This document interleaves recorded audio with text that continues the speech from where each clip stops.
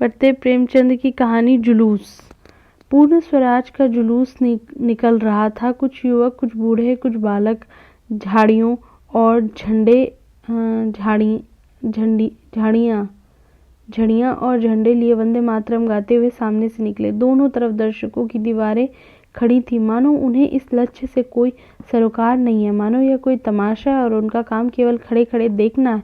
शंभुनाथ ने दुकान की पटरी पर खड़े होकर अपने पड़ोसी दीनदयाल से कहा, सब के सब काल के मुंह में जा रहे हैं, आगे सवारों का दल मार मार भगा देगा।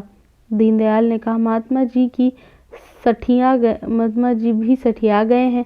जुलूस निकालने से स्वराज मिल जाता तो अब तक कब का मिल गया होता। और जुलूस में है कौन लोग?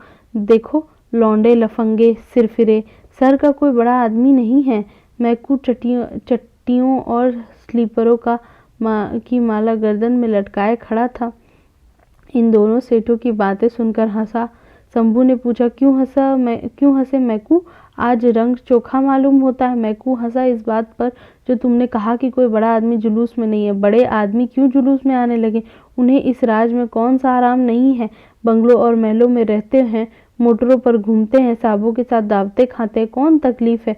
मर तो हम लोग रहे हैं जिन्हें रोटियों का ठिकाना नहीं है। इस वक्त कोई टेनिस खेलता होगा, कोई चाय पीता होगा, कोई ग्रामोफोन लिए गाना सुनता होगा, कोई पार्क की सैर करता होगा। यहाँ आए पुलिस के कोड़े खाने के लिए? तुमने भी भली कही शंभू, तुम यह सब बातें क्या समझोगे मैकू? जिस काम में 4 बड़े आदमी अगुआ होते हैं उसकी सरकार पर भी धाक बैठ जाती है। लौंडों लफंगों का गोल भला हाकिमों की निगाह में क्या जचेगा? मैकू ने ऐसी दृष्टि से देखा जो कह रही थी कि इन बातों को समझने का ठेका कुछ तुम ही ने नहीं लिया और बोला, बड़े आदमी को तो हम ही लोग बनाते बिगाड़ते हैं या कोई और? कितने ही लोग हैं जिन्हें कोई पूछता भी न था, हमारे ही बनाए बड़े आदमी बन गए और अब मोटरों पर निकलते और हमें नीच समझते हैं। यह लोगों की तकदीर की खूबी है कि जिसकी जरा बढ़ती हुई और उसने हमसे आंखें फेरी। हमारा बड़ा आदमी तो वही है जो लंगोटी बांधे नंगे पांव घूमता है, जो हमारी दशा को सुधारने के लिए अपनी जान हथेली पर लिए फिरता है, और हमें किसी बड़े आदमी की परवाह नहीं है। सच पूछो तो इन बड़े आदमियों ने ही हमारी मिट्टी खराब कर रखी है। इन्हें सरकार ने कोई अच्छी सी जगह दे दी, बस उसका दम भरने लगे। दीनदयाल, नया दरोगा बड़ा जल्लाद है। चौरास्ते पर पहुंचते ही हंटर लेकर पील पड़ेगा, फिर देखना सब कैसे दुम दबाकर भागते हैं, मजा आएगा। जुलूस स्वाधीनता के नशे में चूर चौरास्ते पर पहुंचा तो देखा आगे सवारों और सिपाहियों का एक दस्ता रोके खड़ा है। सहसा दरोगा बिरबल सिंह घोड़ा बढ़ाकर जुलूस के सामने आ गए और बोले, तुम लोगों को आगे जाने का हुक्म नहीं है। जुलूस के बूढ़े नेता अब्राहम अली ने आगे बढ़कर कहा, मैं आपको इत्मीनान दिलाता हूँ कि किसी किस्म का दंगा फसाद न होगा। हम दुकानें लूटने या मोटरें तोड़ने नहीं निकले हैं। हमारा मकसद इससे कहीं ऊंचा है। बीरबल, मुझे यह हुक्म है कि जुलूस यहाँ से आगे न जाने पाए। इब्राहिम, आप अपने अफसरों से जरा पूछ न लें। बीरबल, मैं इसकी कोई ज़रूरत नहीं समझता। इब्राहिम, तो हम लोग यहीं बैठते हैं। जब आप लोग चले जाएंगे तो हम तो निकल जाएंगे। बीरबल, यहाँ खड़े होने का भी हुक्म नहीं है, आपको वापस जाना पड़ेगा। इब्राहिम ने गंभीर भाव से कहा, वापस तो हम ना जाएंगे।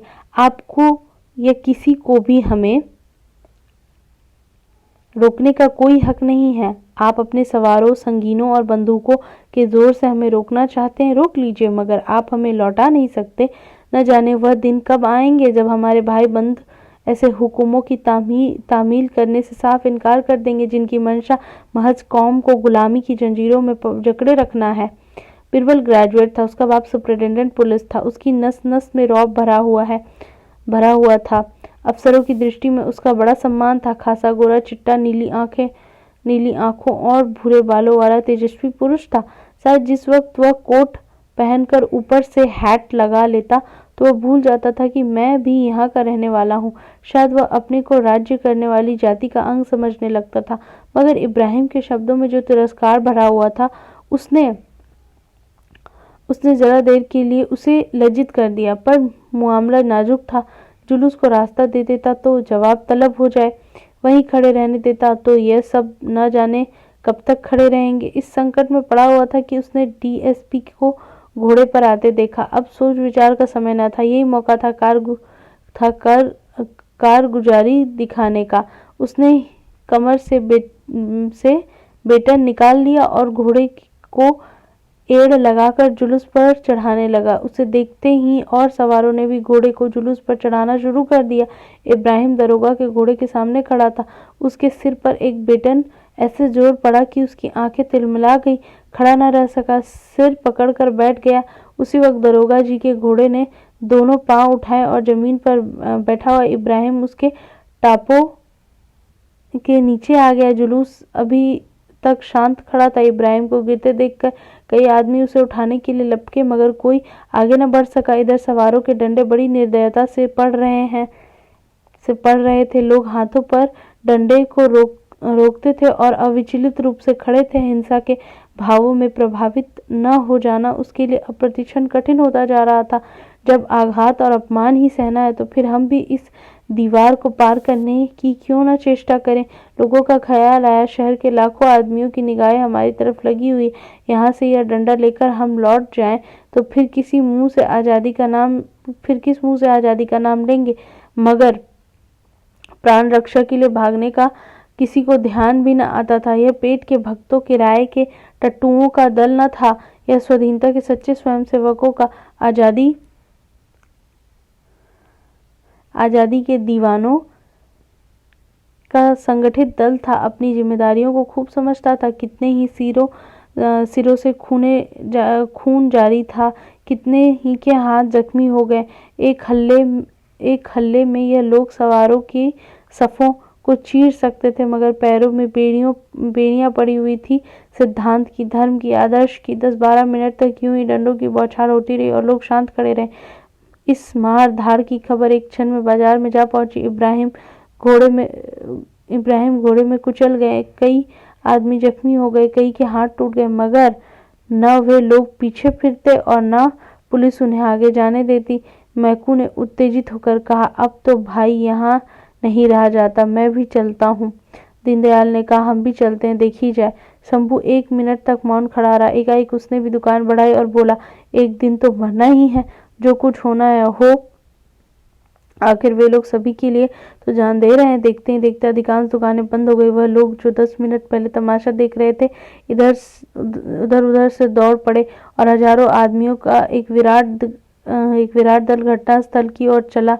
यह उन्माद हिंसा मद से भरे हुए मनुष्यों का समूह था, जिसे सिद्धांत और आदर्श की परवाह न थी, जो मरने के लिए ही नहीं, मारने के लिए भी तैयार थे। कितनों के ही हाथों में लाठियां थी, कितने ही जेबों में पत्थर भरे हुए थे। न कोई किसी से कुछ बोलता था, न पूछता था। बस सबके सब मन में एक दृढ़ संकल्प लिए लपके चले जा रहे थे कि मानो कोई घटा उमड़ चली आती हो। इस दल को दूर से देखते ही सवारों में कुछ हलचल पड़ी। बीरबल सिंह के चेहरे पर हवाइयां उड़ने लगी। डीएमसी ने अपनी मोटर बढ़ाई।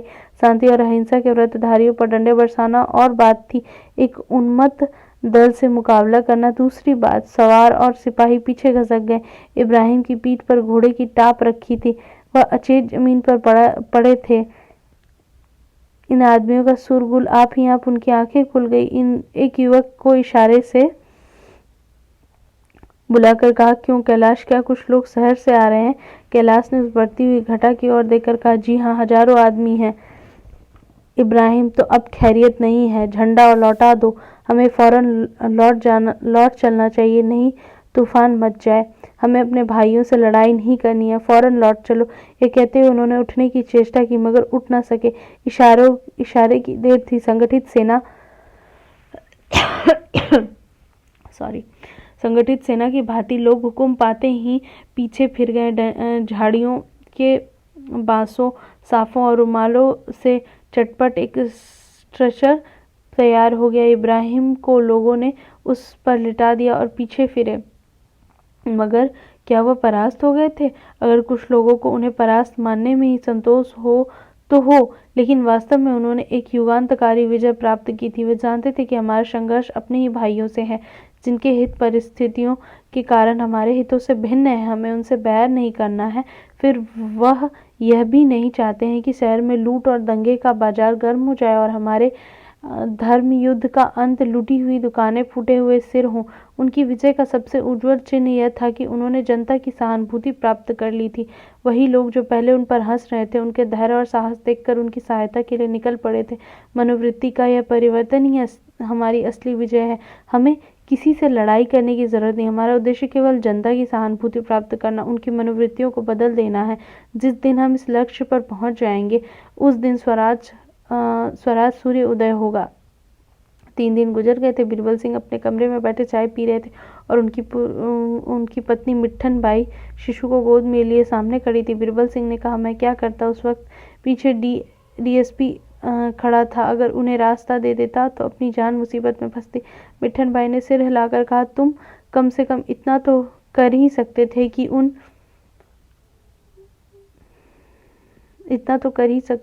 उन पर डंडे न चलाने देते। हाँ, तुम्हारा काम आदमियों पर डंडे चलाना है। तुम ज्यादा से ज्यादा उन्हें रोक सकते थे। कल को तुम्हें अपराधियों को बेंत लगाने का काम दिया जाए तो शायद तुम्हें बड़ा आनंद आए। क्यों? बीरबल सिंह ने खिसियाकर कहा, तुम तो बात नहीं समझती हो। मिट्ठन बाई, मैं खूब समझती हूँ। डीएसपी पीछे खड़ा था। तुमने सोचा होगा कि ऐसी कारगुजारी दिखाने का अवसर शायद फिर कभी मिले या नहीं। क्या तुम समझते हो उस दल में कोई भला आदमी न था? उसमें कितने आदमी ऐसे थे जो तुम्हारे जैसों को नौकर रख सकते हैं? विद्या में तो शायद अधिकांश तुमसे बड़े ही हुए होंगे, मगर तुम उन पर डंडे चला रहे थे और उन्हें घोड़े से कुचल रहे थे। वाहरी जवां मर्दी। बीरबल सिंह ने बेहाई की हंसी के साथ कहा, डीएसपी ने मेरा नाम नोट कर लिया है। सच? दरोगा जी ने समझा था कि यह सूचना देकर वह मिट्ठन भाई को खुश कर देंगे। सज्जनता और भलमनसी आदि ऊपर की बातें हैं, दिल से नहीं, जबान से कही जाती है। स्वार्थ दिल की गहराइयों में बैठा होता है। वह गंभीर विचार का विषय है। अगर मिट्ठन बाई के मुख पर हर्ष की कोई रेखा न नजर आई, ऊपर की बातें शायद गहराइयों तक पहुंच गई थी। बोली, जरूर कर लिया होगा और शायद तुम्हें जल्द तरक्की भी मिल जाए, मगर बेगुनाहों के खून से हाथ रंगकर तरक्की पाई तो क्या पाई? यह तुम्हारी कारगुजारी का इनाम नहीं, तुम्हारे देशद्रोह की कीमत है। तुम्हारी कारगुजारी का इनाम तो तब मिलेगा जब तुम किसी खूनी को खोज निकालोगे, किसी डूबते हुए आदमी को बचा लोगे। एकाएक एक सिपाही ने बरामदे में खड़े हो कहा, हुजूर, यह लिफाफा लाया हूँ। बीरबल सिंह ने बाहर निकलकर लिफाफा ले लिया और भीतर की सरकारी चिट्ठी निकालकर पढ़ने लगा। पढ़ करके मेज पर रख दिया। मिट्ठन ने पूछा, क्या तरक्की का परवान आया है? बीरबल सिंह ने झेप कर कहा, तुम तो बनाती हो। आज फिर कोई जुलूस निकलने वाला है, मुझे उसके साथ रहने का हुक्म है। मिट्ठन, फिर तो तुम्हारी चांदी है, तैयार हो जाओ, आज फिर वैसे ही शिकार मिलेंगे। खूब बढ़ाकर हाथ दिखलाना, डीएसपी भी जरूर आएंगे। अब की तुम इंस्पेक्टर हो जाओगे। सच? बीरबल सिंह ने माथा सिकोड़कर कहा, कभी कभी तुम सिर पैर की बातें करने लगती हो। मान लो मैं जाकर चुपचाप खड़ा रहूं तो क्या नतीजा होगा? मैं नालायक समझा जाऊंगा और मेरी जगह कोई और आदमी भेज दिया जाएगा। कहीं सुबह हो गया कि मुझे स्वराजवादियों से सहानुभूति है तो मैं कहीं का न रहूंगा। अगर बर्खास्त भी हुआ तो लैन की हाजिरी तो हो ही जाएगी। आदमी जिस दुनिया में रहता उसी का चलन देखकर काम करता है। मैं बुद्धिमान न सही, पर इतना जानता हूँ कि ये लोग देश और जाति का उद्धार करने के लिए ही कोशिश कर रहे हैं। यह भी जानता हूँ कि सरकार इस ख्याल को कुचल डालना चाहती है।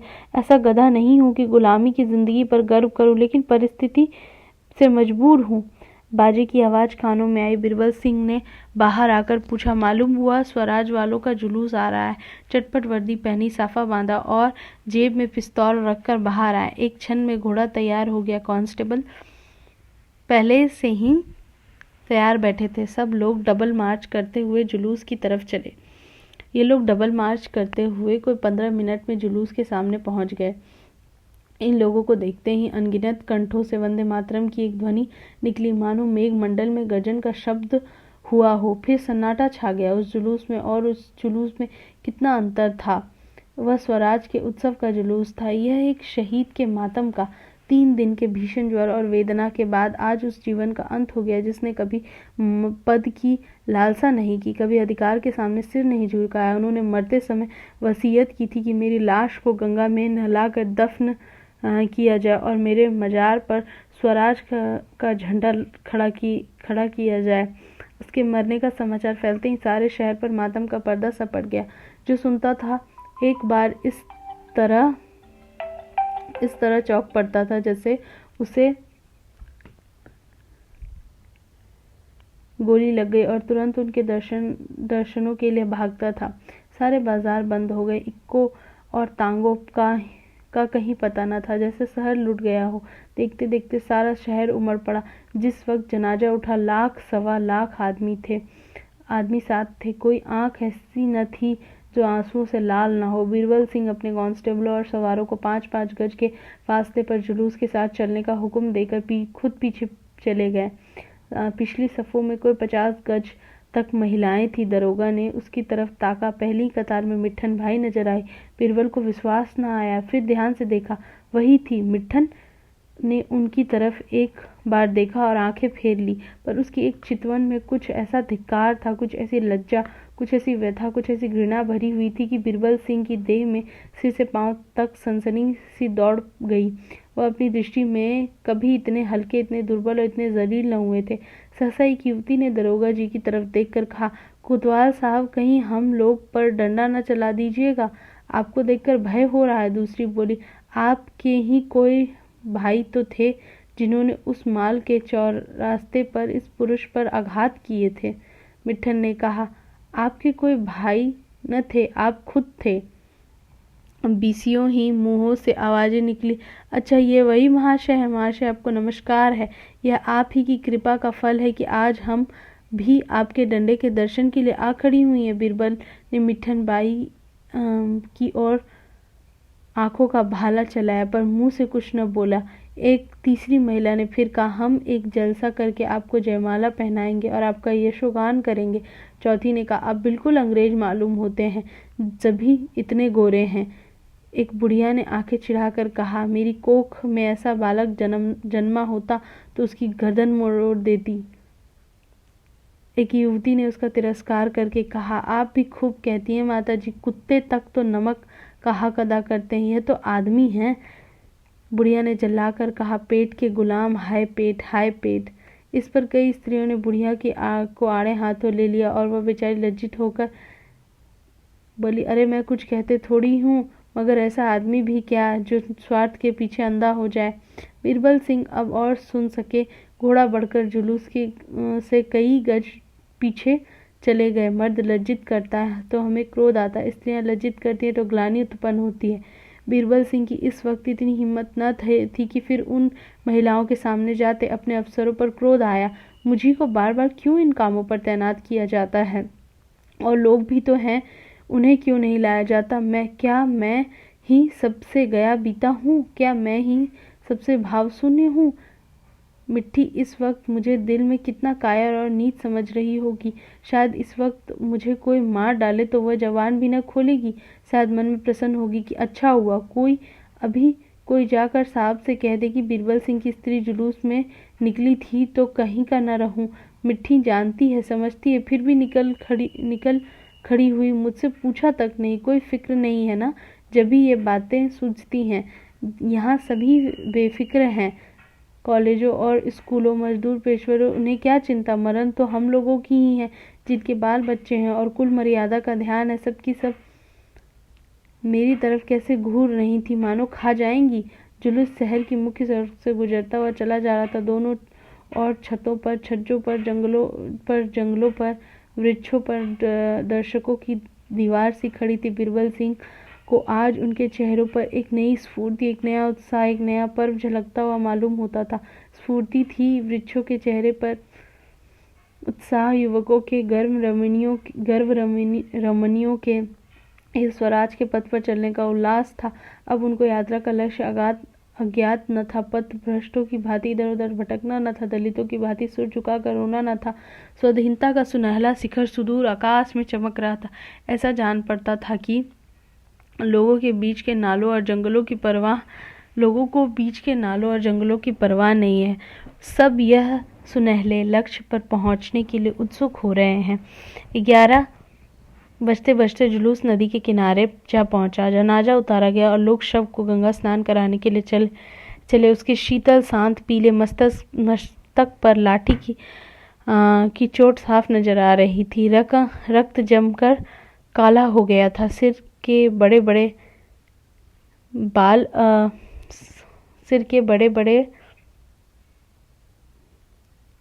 बाल खून जम जाने से किसी चित्रकार की तुलिका की भांति चिमट गए थे।